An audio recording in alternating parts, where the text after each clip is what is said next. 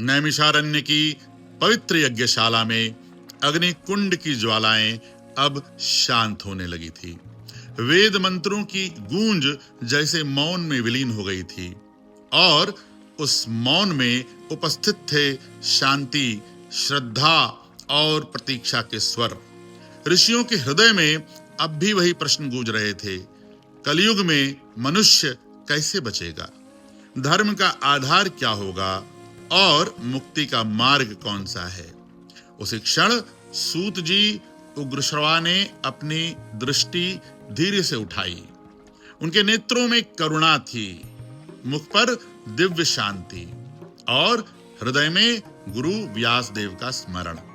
वे धीरे धीरे उठे और ऋषियों की सभा के मध्य आकर खड़े हुए। दोनों हाथ जोड़कर उन्होंने गंभीर और विनम्र स्वर में कहा, हे महान ऋषियों, आप सब धन्य हैं, क्योंकि आपने जो प्रश्न किए हैं वे केवल अपने कल्याण के लिए नहीं बल्कि संपूर्ण मानवता के हित के लिए हैं। आपका यह प्रश्न आपके अंतःकरण की निर्मलता का प्रमाण है, क्योंकि जो दूसरों के कल्याण के लिए सोचता है वही सच्चा साधक होता है। सूर्य ने कहा, आपने पूछा कि कलयुग में धर्म कैसे जीवित रहेगा और मुक्ति का सरल मार्ग क्या होगा। हे मुनियों, जान लीजिए, यह प्रश्न साधारण नहीं है। यह तो वह प्रश्न है जिससे स्वयं श्रीमद् भागवत कथा का प्रवाह आरंभ हुआ। उन्होंने आगे कहा, यह कथा उस अमृत की धारा है जो स्वयं व्यास देव की तपस्या से उत्पन्न हुई है। व्यास जी ने जब देखा कि धर्म के 4 चरणों में केवल सत्य शेष रह गया है, तब उन्होंने इस अमूल्य ग्रंथ की रचना की, ताकि अंधकार में भी भक्ति का दीपक जलता रहे। श्रीमद् भागवत केवल एक कथा नहीं है, यह वेदों का सार है, उपनिषदों का हृदय है और भगवान श्री कृष्ण की दिव्य लीलाओं का महासागर है। यह कथा उस परम सत्य का उद्घोष करती है कि केवल श्रवण और भक्ति ही कलयुग में मुक्ति का मार्ग है।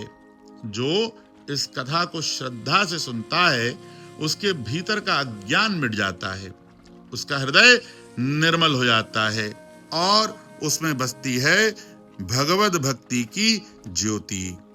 सूजी बोले, व्यास देव ने इस कथा में वह रहस्य लिखा है जो केवल शुद्ध हृदय से ही समझा जा सकता है।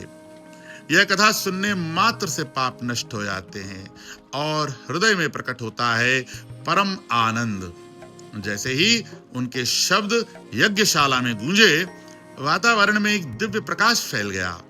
अग्निकुंड की लपटें सुनहरी हो उठी और ऋषियों के मुखमंडल पर आ गई एक संतुष्टि, एक शांति और एक दिव्य अनुभूति। अब सबको ज्ञात हो चुका था कि यह क्षण केवल एक उत्तर का नहीं बल्कि श्रीमद् भागवत कथा के प्रारंभ का है और इसी क्षण से आरंभ हुआ उस कथा का प्रवाह जो युगों तक मानवता को भक्ति, ज्ञान और मुक्ति का मार्ग दिखाएगा। जय श्री कृष्ण।